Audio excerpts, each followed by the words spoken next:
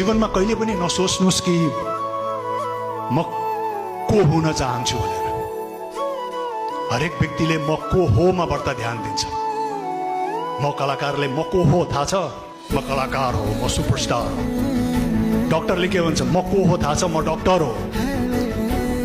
पोलिटिशियनले के थाहा छ, म पोलिटिशियन हो, म मन्त्री हो। हामीले धेरै जसो खालि कोमा ध्यान दिन्छौँ। कोमा भन्दा हामी किनमा ध्यान दिन्छौँ। हामी कलाकार किन बन्यौँ त, हामी डक्टर किन बन्न चाह्यौँ त, किन बन्यौँ, हामी मन्त्री किन बनेको छौँ त, के को लागि बनेको छौँ, त्यसमा बढ्ता हामीले ध्यान दियौँ र त्यसबाट हामी परिचालित भयौँ भने त्यो हरेक पेशामा लागेको व्यक्तिको सम्मान अर्कै उचाइबाट हुन्छ, अर्कै स्तरबाट हुन्छ। त्यसकारण don't concentrate on what, concentrate on why you want to be what you want to be, not what you want. जीवनमा सबैभन्दा ठुलो कुरा के भन्दाखेरि तपाईँ आफूले आफूलाई के भन्नुहुन्छ त्यो सबैभन्दा ठुलो कुरा हो। तपाईँ आफूसँग के कुरा गर्नुहुन्छ त्यो सबैभन्दा ठुलो कुरा हो। Self talk is very important my friend.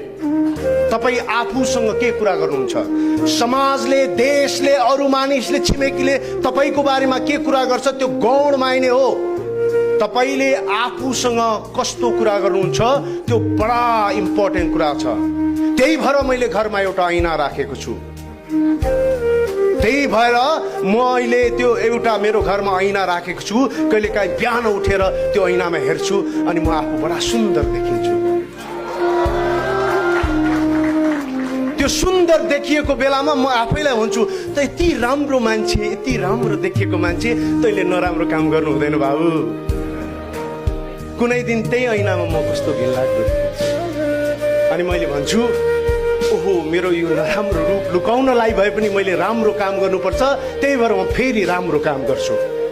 त्यसकारण म तपाईँहरूलाई आज भन्न चाहन्छु, तपाईँ आफ्नो बारेमा के बोल्नुहुन्छ त्यो बडा मायने राख्छ। गरिब बाउका छोराहरू सङ्घर्ष गर्छन् होइन, उनीहरूलाई अगाडि बढ्नु छ। तर धनी बाउका छोराहरू बाउको सम्पत्तिले पुगेकै छ भने सुतेर बसिदिन्छन्।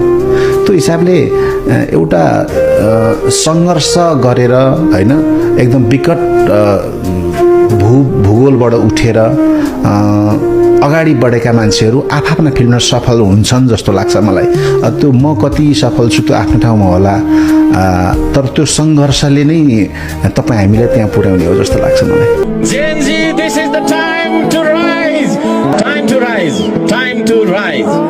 तपाईलाई म ढुङ्गा हान्न बोलाउँदिन, तपाईलाई म कसैको हत्या गर्न बोलाउँदिन, तपाईलाई कसैको घर भत्काउनु र जलाउनु बोलाउँदिन, तर तपाईहरुलाई म ढुङ्गा बोलाउँछु। तपाईहरुलाई म माटो छुवाउँछु। तपाईले खाने भात तपाई आफै उत्पादन गर्न सक्नुपर्छ। तपाईले लगाउने लुगा तपाईले आफैले बनाएको हुनुपर्छ। तपाईले खेलाउने मोबाइल, तपाईले खेलाउने यस्ता मोबाइल चाइनाबाट आएको, अमेरिकाबाट आएको हुनु भएन, यही देशमा बनाउनु पर्छ। यदि त्यसो हो भने सम्पूर्ण जेनजीलाई म भन्न चाहन्छु, श्रम संस्कृतिलाई चिन्नुहोस् तपाईले।